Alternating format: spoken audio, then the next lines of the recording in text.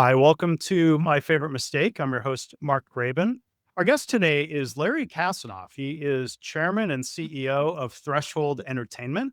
As a producer and studio head, Larry has worked on more than 200 feature films, including Platoon, True Lies, and the Mortal Kombat franchise. He was also president and co-founder of Lightstorm Entertainment, the company behind Terminator 2 Judgment Day, a movie I've really loved all these couple decades now. These days, Larry is also an author. His latest book is called A Touch of the Madness. It's about being more innovative by being a little crazy. So, Larry, welcome to the show. How are you? Thanks. Glad to be here. I'm great. Yeah, I'm really excited. There's so many things we can chat about here about movie making and creativity and your experiences. But first off, the key question is we always do, Larry. What's your favorite mistake? All right. So two things. I have to set this up a little bit so you Yeah, understand the context. But you did say when we talked earlier, fun. So I'm going to do a fun, kind of a fun one. So great. first of all, the background of this. I wanted to be a movie producer since I was a little kid. And I got incredibly lucky. And out of school, my first job was to be head of production, acquisitions, and co-productions of an independent film studio called Vestron. This was in the late 80s when home video was skyrocketing like streaming is today. There was no streaming, then there's streaming, you need a lot of movies. And the same thing would happen with Vestron and home video. So my job as a new head of production was to deliver 80 movies, 80 movies a year to the studio. Normally, a studio today makes 12 movies a year. And Yeah, we didn't have a lot of money to make each movie.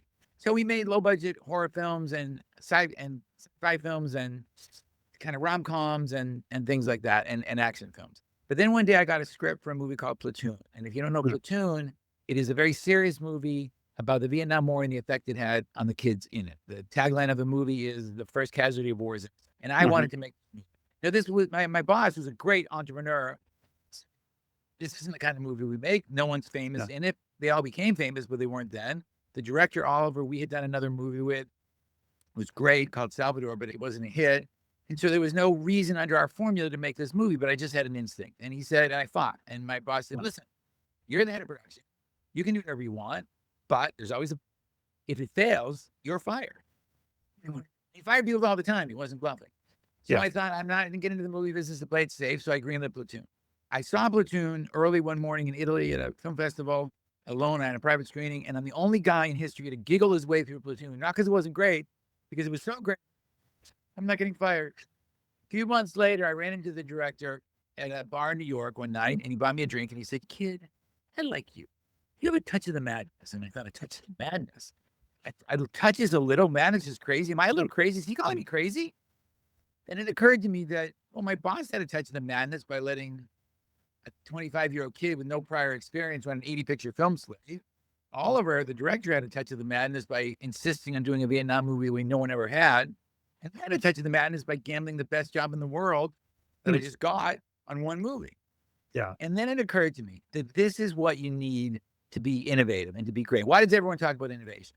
Because the current of the river of life will always pull you towards the middle. And if you don't fight against it, you will be eclipsed by those who do, because the audience wants the new and the different. And the best way to fight against that river is with a touch of the madness. If you give into that crazy side of you, that yeah, unusual side of you, you can come up with great ideas and great things and take big swings. And I decided then and there that that was going to be my philosophy for my life in the business and just my life, and it has been.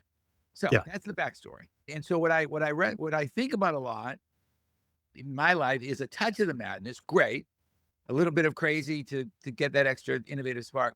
mm, First, a ton of the madness, maybe not so great. You yeah. want to have a touch of the madness, but you don't want to go too far. So when is a touch a ton and when is it too far? And so I'm going to tell you one of these times when I think Mm, I went too far. yeah, So one of my three very simple steps for touch of the madness is always try to have fun. Try and play it like a game. In a state of play, we're more creative, we're mhm, more open, people enjoy it better, we're more relaxed, we're more innovative.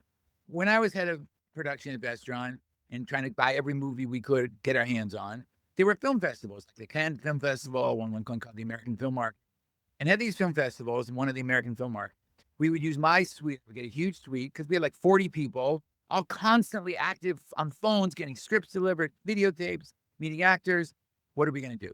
And we'd all leave for dinner, and everyone would come and go in the suite. And I realized that every night, someone in my staff was trying to play a different practical joke at me. I'm Mm. pretty good at practical jokes. My brother and I grew up playing them on each other all the time, and I usually caught them.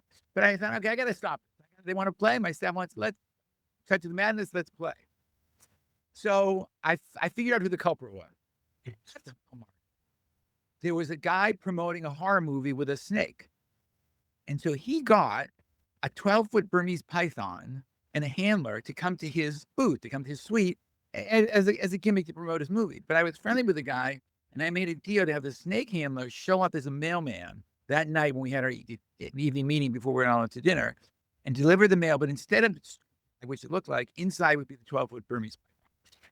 So this happens. Everyone's crazy that night, a million things going on, knock at the door. I said, I'll get it. It's the scripts being delivered. I said, oh, scripts. And the girl on my staff, the woman who was the lead instigator of the practical jokes, was sitting there cross-legged. And I said, it's for you, your scripts. And I dropped the bag, and they fell right in her lap, in the legs. And the snake on cue went out like this and just pointed right at her. And the place erupted like I had thrown a percussion grenade into it. I mean, people went crazy screaming. A guy we work with who was maybe 250-pound kind of football player type jumped on the table. Everyone went screaming. It was just insane. I later learned that there are people who have primal fears of snakes. And I also later learned that while Burmese pythons are constrictor snakes, and if they have a handler there, they're okay, they also can bite. And so I probably have thought over the years, what's the lesson there? That's probably too far, because someone really could have gotten hurt. I mean, now here's the downside of that decision. Is it too far? Everyone came up to me and said, we're not going to screw with you anymore. And that company for the rest of my time there.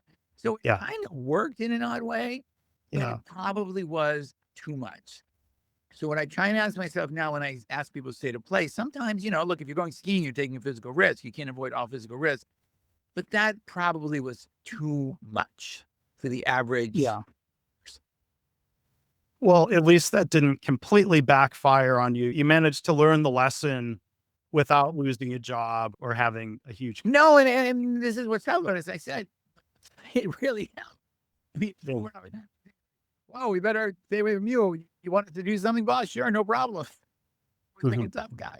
I just thought it was funny. I like animals. So it never really occurred to me. So the other lessons I thought I learned too is when you're going to do something like that, maybe research it a little bit more.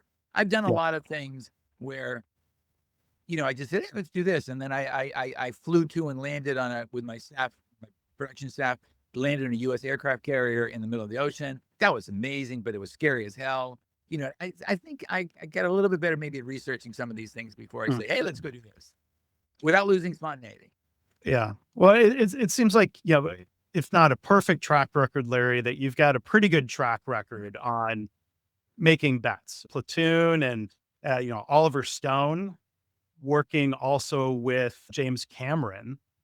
I want to talk to you about Terminator 2. I rewatched it again the other day. It's probably the 10th time I've seen that movie, including when it first came out in the theaters. Did everyone think that was going to be a big success? Well, when Terminator 2 got made, it was at the time the most expensive movie ever made.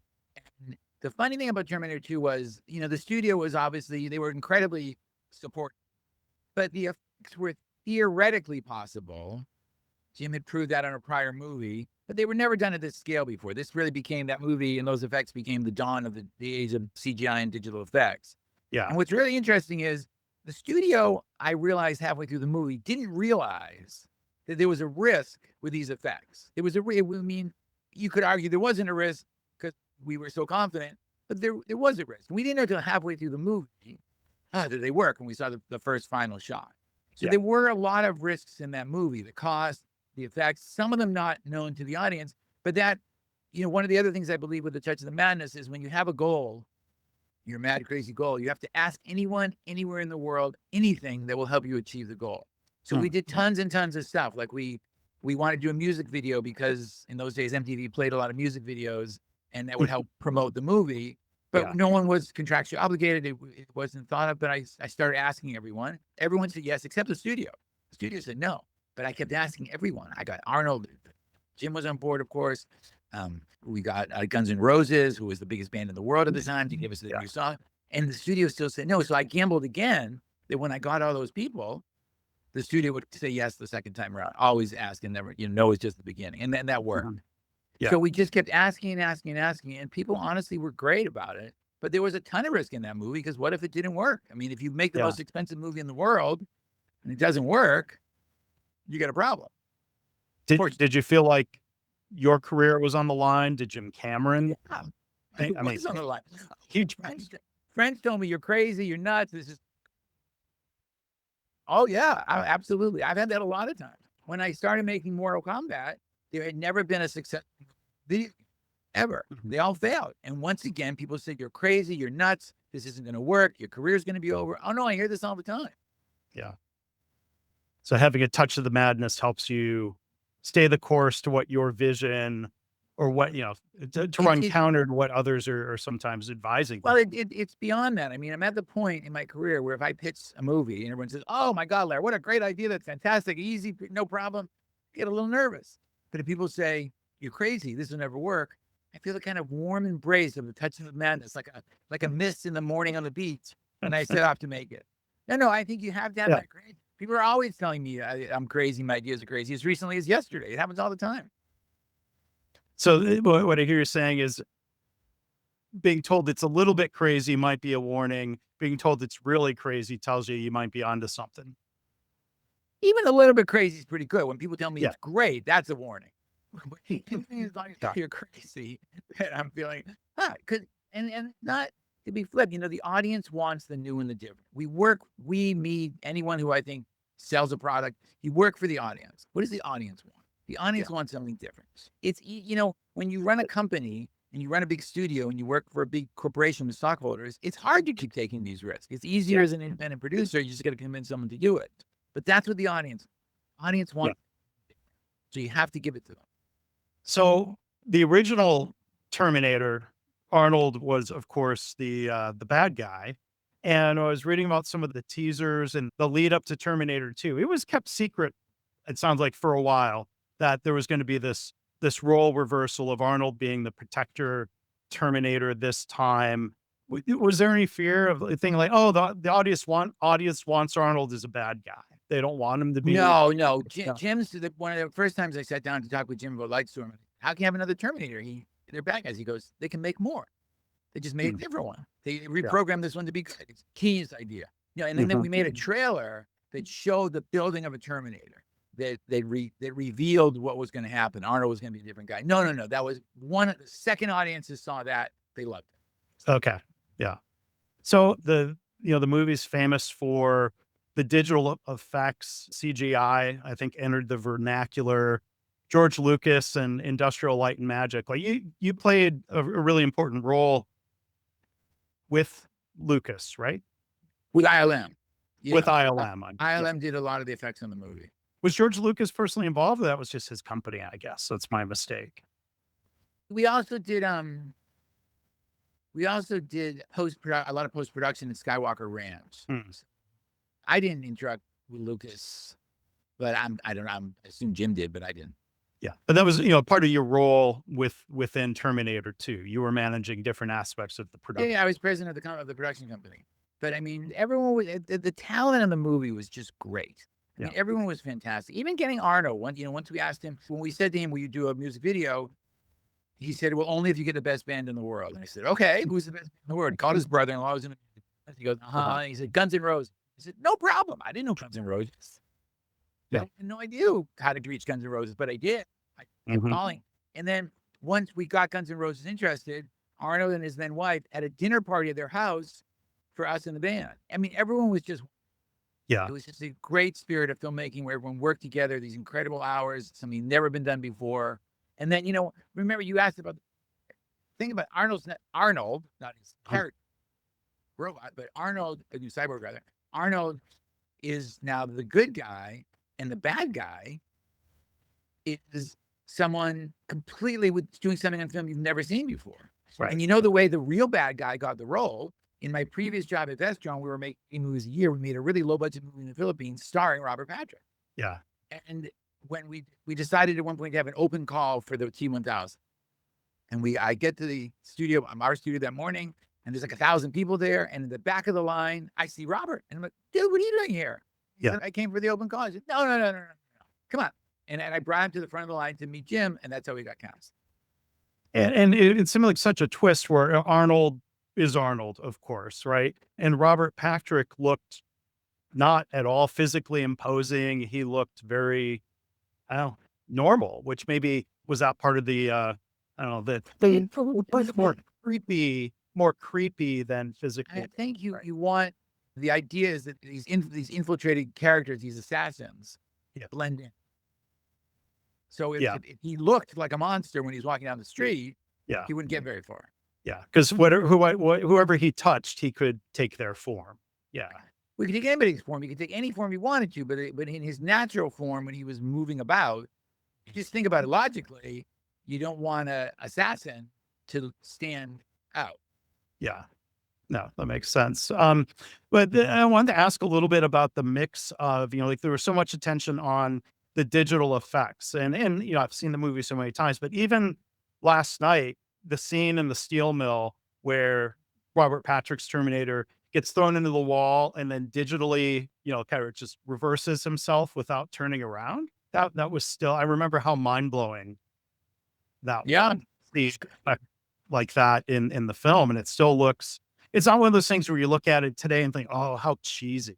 It's still impressive. Well, because great filmmaking is more than the effects. The effects are a tool, and I can just speak for myself here, but when I make a movie, I don't want people to come up to me and say, "What great effects." I want them to say, "What a great movie." I don't want them to say, "Oh, I see you use the Digitron 2000." You don't want that. You want them to completely be swept away by the disbelief, the suspension of disbelief with a movie. And I think that's the most important thing. So it works because you can watch movies from the 1940s or 30s that work because the filmmaking is good. Story. Yeah.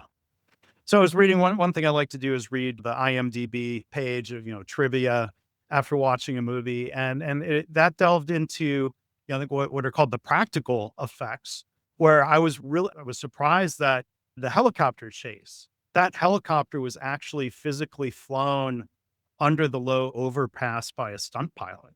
Like that was almost more amazing to realize than saying like, "Oh yeah, that was a digital effect." Nowadays it would be. You mean when the helicopter through the tunnel? Yeah. See, what happened there was we were in a tunnel in front of the Long Beach, south of.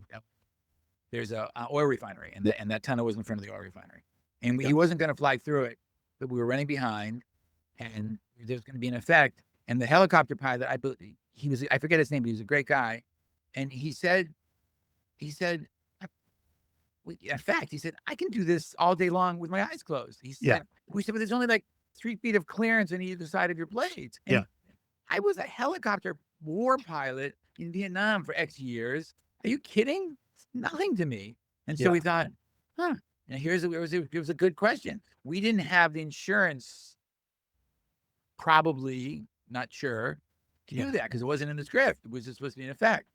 But we did it. And it worked great. But the next day when the studio found out, boy, did I get screamed at. And they were probably right. You probably shouldn't have. But again, that's one of those touch of the madness things. A lot of time to decide, and you make a decision, and it works great, and that's great filmmaking. And you have an obligation to finish the movie on time and a budget, but you also have an obligation to make it great. So sometimes you got a touch of the madness. You got to take some chances. Well, and that one certainly worked out. I'm sure, there might have been somebody saying, like, thinking of the movie, The Twilight Zone and that tragedy involving a helicopter and an actor being killed. I'm sure somebody was saying, "Larry, we can't have a repeat of that." Or I guess the person who would say that was, you're always thinking that. You're always thinking things to keep your actors and everybody safe. And the world has gotten better that way because, today the whole shot would have just been a helicopter. Another one of my touch of the madness things is on the first Mortal Kombat movie, we made the last great big animatronic character before do them. Character in Mortal Kombat called Goro. It's 8 foot tall, general of the armies of Outworld, the evil armies of Outworld, 4 arms. And the Goro animatronic character was great. It took all these people to run him. And I thought, you know what would be cooler? If Goro had a pet panther. And I love animals. And there used to be a ranch around here. They trained animals in the movies. Now it's all digital. And they had a panther. Like the family pet was a panther. Yeah. Paco. So we bring Paco down. I'm so excited. Goro now is going to have a pet panther with a jeweled collar and everything. When Paco came to the site, Paco went nuts. I mean, he went crazy. The poor panther, he thought Goro was real. It never actually occurred to us, or to me, that how will the panther be Goro? So I guess it's a testament to how good Goro was as a practical effect, because the panther, and we tried everything we could think of to get that panther to calm down. But at the end of the day, we thought it's too dangerous and the poor panther is under too much stress. So we didn't do it. So today, a lot of things that you wrestle with back then, Goro would have had a pet panther, but it would have been all digital. Goro would have. Yeah. One very analog scene from the movie. Tell me if this is your recollection. That, again, this is the IMDb trivia page. Could be true or not, but because of the concern about the cost of the film, that somebody at the studio wanted different scenes cut, and the biker bar scene at the beginning of the film supposedly was something somebody wanted cut, where Arnold famously, or it's implied, he's naked, he's just time traveled. He comes in and tells the scary looking biker, give me your clothes. Does that seem true, or is that somebody making up a story? I have no recollection of that. No one ever tried to screw with Jim. Yeah. I mean, if they wanted to yell at someone about the money, they would yell at me all the time, which was part of my job. But no one ever told Jim what to. The movie, I mean, from day one, first of all, it was Jim, but second of all, it was day one, the dailies were just great. So I don't have any. Okay. Yeah. We can't believe everything that's on the internet. Yeah. But I think T2 has come back into a lot of our vernacular these days with discussions around AI. We hear Skynet come up a lot. How's that affect your conversations with people? Well, the only thing that's a little strange is a lot of conversations we had then about a fictional movie are very similar to conversations I'm having now about reality. Yeah. So if you believe the Terminator was a warning by Jim to the world, should we heed it or not? And in the one I assume pretty soon in your podcast, My Favorite Mistake, you're going to be hearing a lot of AI mistakes one way or the other. I too much, I didn't bet enough. So we don't know. That's a good question. I think for the film business, AI is great. Now, for the world in general, I'm not qualified to comment. But for the film business, AI is great. I've been involved in a lot of technological firsts in the beginning of home video, the beginning of CGI effects, the first 3D Steadicam. I've been involved in a lot of things like that. And every time, everyone says, oh my God, it's going to ruin the business. And it only ever makes the business. So what I believe AI will do is a little bit cheaper and a little bit better, which will make more movies get made and make movies more profitable. It'll be great for the business. So that's my opinion on AI today. What AI does for the world as a whole, that's the politician. Yeah. I mean, we think of the things that took place in the movie, which it was 1997. So they were expecting, when the movie was released in 1991, it wasn't that far into the future, but they talk about Arnold's character, Terminator, talks about being a learning computer, and we have that now, and systems that learn. But the one thing in the movie is that it became self-aware, and there's questions about that, and then there's questions about giving AI control over weapons, of taking human emotion out of the equation. Well, we know in the plot, no need to say spoiler alert at this point, Skynet decides to eliminate the threat of people shutting it down by launching global nuclear war. Hopefully we're learning from that lesson. Hopefully. Understatement of the day. But yeah, I mean, that movie, I mean, the war against the machines was framed in the film as being 2029. I don't think, it's great that you're showing Terminator, and it's a great movie. It is a fictional movie. Sure. Yeah. So It's like keeping me up. It might have been prescient, but I don't believe there was some computer program that said exactly on this date in real life. Well, no. It was a fictional movie. But a few summers ago, we did a program with some interns where we tracked science fiction for the last 100 years, movies, shows, TV shows, books, and actually science fiction is remarkably accurate at predicting things. Mhm. I used to be very friendly with Douglas Adams, who's passed away, unfortunately, but Douglas wrote Right.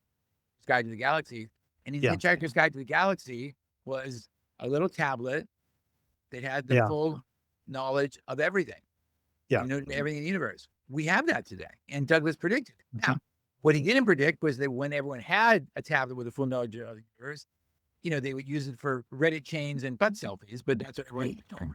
But so what we're doing with it, he missed. Yeah. But it's remarkable how much science fiction in general has been predictive of the future. Sure.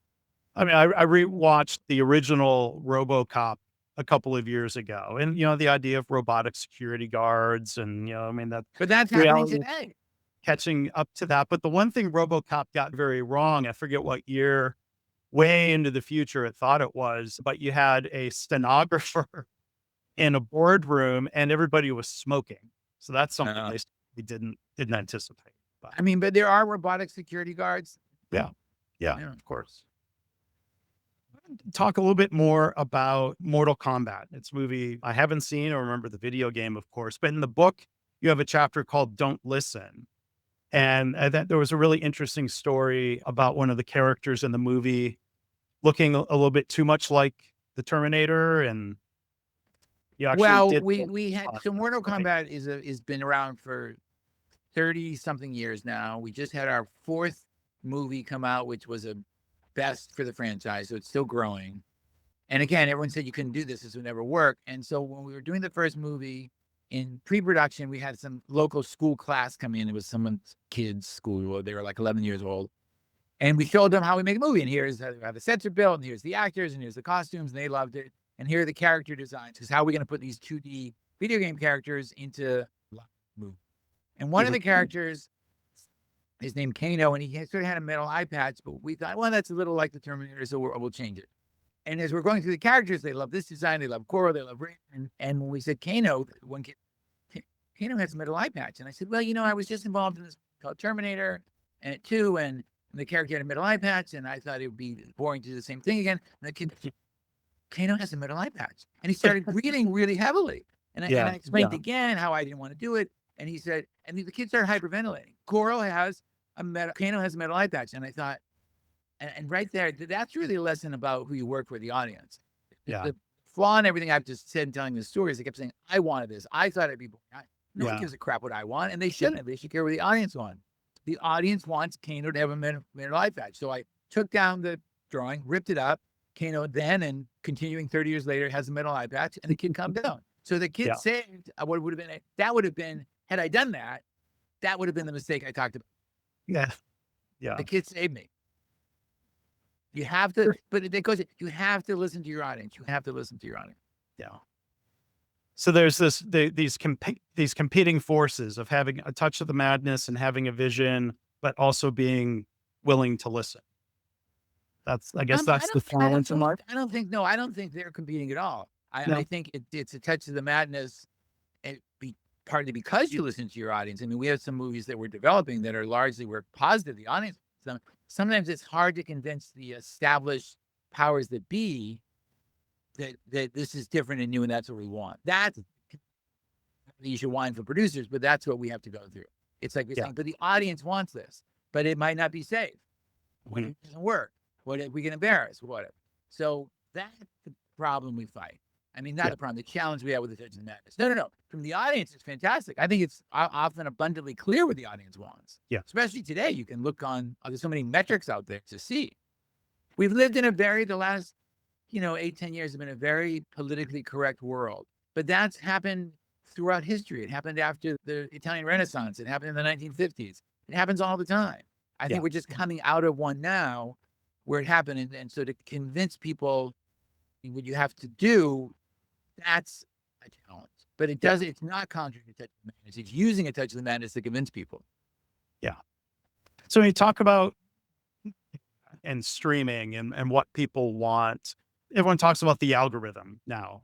Algorithm-driven movies, stuff created to feed the algorithm.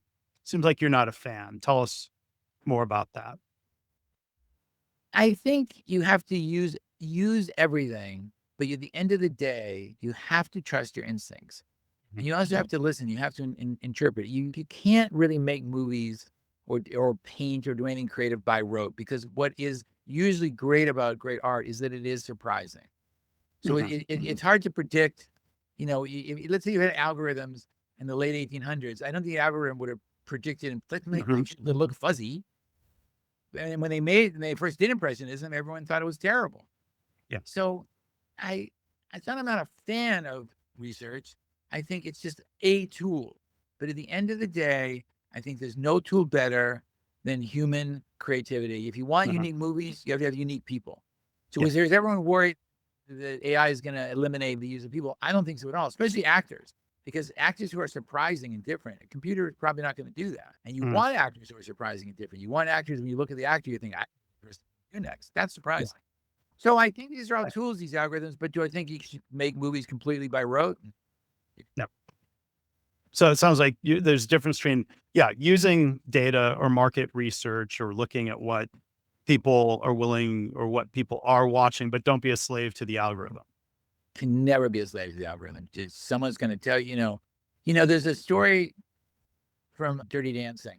So when we got to Dirty Dancing at Vestron, another studio had started and stopped it and couldn't turn around.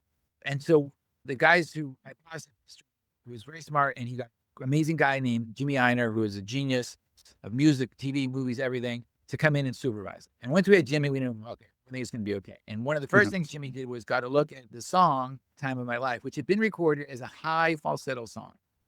And Jimmy hired a guy named Michael Lloyd to be his music supervisor, and they both wanted to re-record the song into a lower kind of ballad. And they did. And they sent it out to everybody, the director of the movie, the record company, and no one liked the song. And we Mhm. said, no, no, no, no, it's no good. And they all gave Jimmy notes. Here, can you do this? And Jimmy and Michael said, yeah, no problem. We'll do the notes, of course. Thank you very much. Just take a little time. Give us a little time. And 3 weeks later, they sent out version 2, and they wrote a little letter saying, we actually showed this to some radio stations. Radio stations, those help promote albums the way that they do today, in a huge way. And they like it too.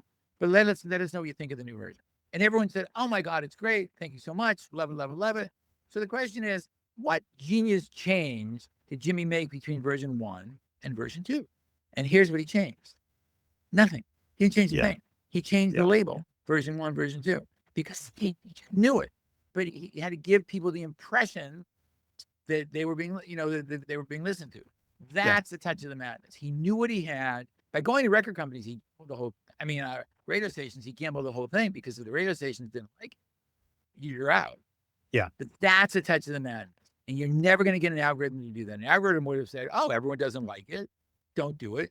That Yeah. song won the Grammy and the Academy Award for Best Song that year, because Right. Jimmy said, I'm not listening to anyone. I know what's great. And that's Yeah. what he did.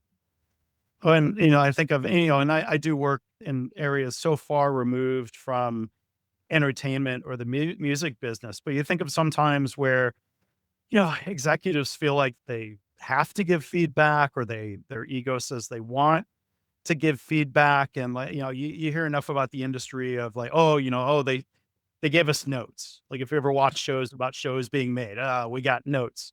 How much of it is, I mean, I'm sure it depends on the situation, but how often are people just giving notes to give notes, whether the feedback? That's a great question. That's a great question. Everyone has a job to do, and you try and look at it with a place into playfulness, and you try and think, again, everyone has a job to do. But again, some of the studios now have gotten so big, they're mammoth corporations with huge stock, huge shareholders and stockholders, and they have to do that's who they work for. That's their audience. So sometimes that is counter to what you want to do in something like where you're Jimmy and you're saying, I don't care, this song is great. I don't care if everyone just you Yeah. all have the same goal at the end of the day, which is a hit, but you get there different ways. So I think that if everyone has that goal in mind, you can always come to some sort of understanding. I tend to think in movies, it's better not to compromise and say, I want yellow and you want orange, and combining them. One shot we have Sure. yellow, one shot we have orange. I mean, I'm a big believer in extremes in entertainment, and I think you want that sort of thing. But Yeah. mostly, if you get down to it, people just have a job to do. Yeah. They're trying their best. Well, what you're saying about the extremes and not averaging out everything reminds me of actually a famous Detroit auto executive, Bob Lutz. I saw him give a talk once and saying, "You're designing cars, it's better to design a car that some people love and some people hate instead of designing a car that everybody thinks is okay." Oh, I say that all the time. I Yeah. constantly say to my staff and people and everybody, I'd rather have, or or someone says, well, what should I do in the audition? An actor friend. I say, take a shot. It's Mhm. so much better. Let's just, it's entirely correct. Have the people hate you, have the people love you, then everyone thinks, yeah, you're okay. Because if they think, oh, you're okay, they won't remember you. Yeah, and Lutz was saying if, the car people think is okay is everybody's second choice, or at least the people that love the car, it's still it's different, but, like, if somebody loves what that actor did, they cast the actor. At Vestron, when we made all those low budget movies, we made a ton of movies that weren't Dirty Dancing, or Platoon. And one was pitched to us. It was a horror movie called Blood Diner. And I didn't understand the script. I liked the drink. It was that's a movie, but it had a catchy title. And so we had our art department make a test poster, which we sometimes did just to see if we liked the visual image, because sometimes you could sell a lot of it. And they made a beautiful Art Deco poster with this kind of old diner, and it said Blood Diner, and the tagline was first they greet you, then they eat. I thought, that is so great. One day, years from now, this was 35 years ago, I'm going to be talking about this. So I Yeah. greenlit it just based on the poster. And right before the pandemic, I got a phone call saying, would you come to Quentin Tarantino's, he has a movie theater in Beverly Hills, for a midnight screening of your old movie, Blood Diners? You're kidding me. People still, it turns out Blood Diners still plays in midnight shows all around the country and the world. Yeah. Because that is an unforgettable line and poster. So just one line and one poster can keep a movie, which, without due respect, I still can keep it alive Yeah. for 30 plus years. So Yeah. and if you didn't take that chance, you got to take a touch of the madness shot. Yeah. And I'm old enough to remember going to Blockbuster or whatever video store and literally picking up VHS Yeah, boxes sure. and that You bring out the poster. would catch your eye, maybe in a way that, scrolling through whatever streaming service. Well, in a sense, we're doing the same thing. We're telling these little, Right. little some posters. Yeah. Yeah. One other thing I wanted to ask you about, I think this is a really interesting story, for all the entrepreneurs listening and you think about tech trends. 3D television was a trend that seemed like it was there, it was coming, and then it disappeared pretty quickly. You have a story about a company, a studio that was doing a 3D TV network. Can you tell us Yeah, about? so I believe I'm a believer in the junction of entertainment and technology. As I mentioned, I've been involved in it a lot, but I believe you have to use the technology to help tell a better story. I need to get this shot. How am I going to get it? Is different than, well, there's a gizmo that does a certain shot. Where can I figure out how to work in the shot? You got the Mhm. technology works to help tell the story. And so we also make theme park rides. And one of our first theme park rides was we pitched Paramount on a Star Trek theme park ride, kind of going into a board cube. And if you're a Star Trek fan, 3D, stereoscopic 3D with glasses, cameras at that point had never moved. Long technological story why, but they were always stationary. We had come up with an idea for how to make a camera that would move. So we pitched them that we'd have the first walking, moving 3D shot in a board cube in a theme park ride. They loved it. We didn't know how to do it. We had a good theory, but we didn't. So, but it worked, and ride was a huge success, and that helped start the era of 3D in movies. And yes, this TV network came to us and said, we're going to have a 3D network. Can you give us some content? We said, who's your audience? We don't know. Well, what do you want? They said, we don't know. You got to know. They said, well, why are you doing this? They said, well, everyone's doing it. It's the thing. Yeah. We didn't get involved with them, and they were gone in 6 months. Yeah. So you have to use technology to tell your story, not the other way around. I get calls all the time now. Hey, do you know AI can do X? And I think, okay, but it's a thing I need done in one of my movies, because I'm not going to just make a movie based on what AI can do. Because believe me, I think you have to use technology to help you accomplish your goals. Yeah. No, that's a great cautionary tale and the red flag in hearing of that story. I think it's all hindsight, but I think we'd all say, yeah, big red flag if we're just using tech to use tech. Well, I guess today, Larry Kasanoff, the book, I've enjoyed it. It's called A Touch of the Madness. I think, inspiration there for all of us, whether we're in software or starting other types of companies or even doing a podcast. And it's interesting as an outsider to read about the entertainment business. I wanted to ask you one final question, Larry. On IMDb pages, I love reading the trivia about a movie, and there's always that section on the page called goofs. Go I'm what? curious, goofs, the Oh, mistake, okay. continuity errors, or other things like. Well, I'm curious your thought or what you think others in the industry would say about the goofs pages and the mistakes that become visible to the audience. Is that just part of the process? You can get into someone else's IMDb the same way you can get into a lot of things other people write, like Wikipedia. Mhm. So a few years ago, I woke up one day and someone on my staff said, there are 4 movies on IMDb that say you're the producer, or well, 3 say you're a producer, 1 say special thanks. That you're, I don't think you did. And I had Mhm. nothing to do with them. I never even met them. But people Yeah. were just doing it and they to try and get names of real producers on their movies. Yeah. So For their credibility. Yes. yeah, but it had nothing to do with me. But so I got to be honest with you, I don't know. I don't read that stuff. I don't. Occasionally something surfaces, but I think at the end of the day, when you make a movie or a book or anything Yeah. like that, and you're done with it, it's not yours anymore. Yeah. You can't put a thing on the bottom of the chiron on the bottom of the screen saying, "Well, I didn't want this shot, but the costume designer liked the shirt, so it's done." Yeah. And what people are going to read and what they're going to think, and I love doing stuff like this where I can just tell these stories because I think people maybe get a little inspired by them. But Yeah. I don't read them, and I don't know that Yeah. anybody. I never hear people talk about that, other than occasionally. Sometimes you get us have a social media person who cleans stuff up, but because Yeah. it's so easy for anyone to pirate it, I don't think anyone takes it terribly seriously. Yeah. And I think to your point, maybe just to wrap on this point, I appreciate what you're saying about, what matters is the movie and the entertainment and the way you're engrossed in it. What one of the goofs, and it's so inconsequential. It's pretty nerdy for someone to have ever pointed this out. When Arnold's Terminator is riding the motorcycle through the LA basin, the river, and jumps off of up above. And the goof says like, oh, well, when you see him coming, it has a pointy end. And then when you see him flying, the end he's jumped off has a flat end. And like, it's just, that's not the type of thing anybody actually watching and enjoying the movie is really going to notice or care about. I These, don't even know what you're talking about, so I have no yeah, idea. yeah. So But great movie, inconsequential little, mistakes don't matter. I'm glad you've avoided big mistakes, and I'm glad you've taken some risks that have given people a lot of entertainment. True Lies is next on my go back and rewatch it list. oh, Later. good, it's a great movie. It is. Larry Kasanoff, thank you. This has been great fun.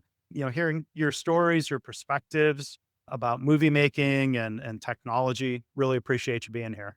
Thank you. I had a good time. Thanks.